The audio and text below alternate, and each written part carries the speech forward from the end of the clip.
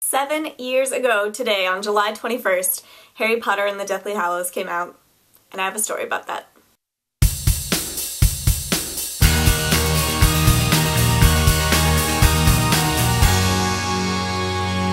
Hi Jilly and other lovely viewers as well.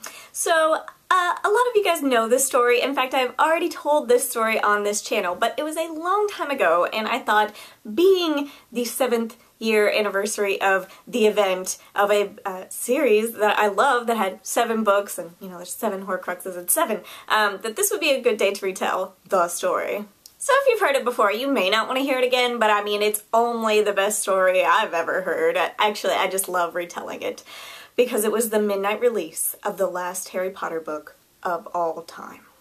Now, in case you're not familiar, when you go to the midnight release of a book, you go really early so that you can get your little bracelet and stand in line and wait. Actually, don't even stand in line at first, you just like sit around the bookstore and loiter. So there were lots of people, and there were like little mini events going on, people are dressed up, and so Adam and I are there, and Adam is, you know, pretty uncomfortable. A crowd scene is not his scene, so he's being like quiet and kind of weird.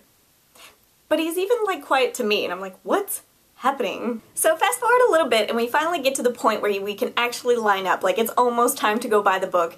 And we get in this line, and it's kind of like one of those weird, twisty, Disney-style lines where you think you're getting somewhere, but really the line is still pretty long. So we're walking in the line, and Adam asked me if I have a piece of gum.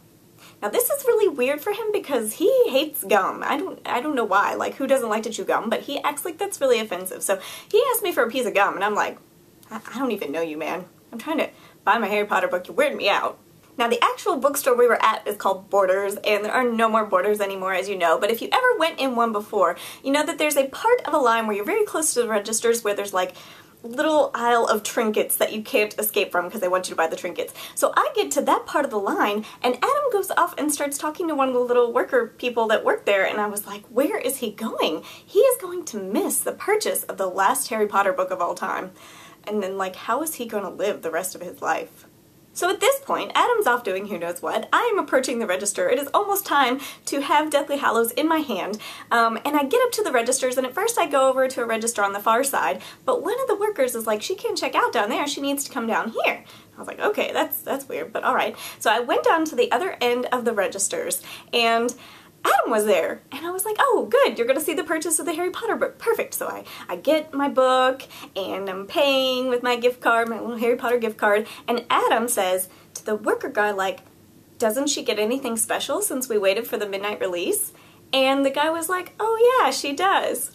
And it is at that point that the guy at the register had to be this little Hogwarts box, and I opened it up, and it had my engagement ring and a note that said, marry me please, and I turned to Adam, and he had a megaphone, and he asked me to marry him in front of everyone, and it was so cute and so sweet, and my favorite story to tell of all time. It was wonderful.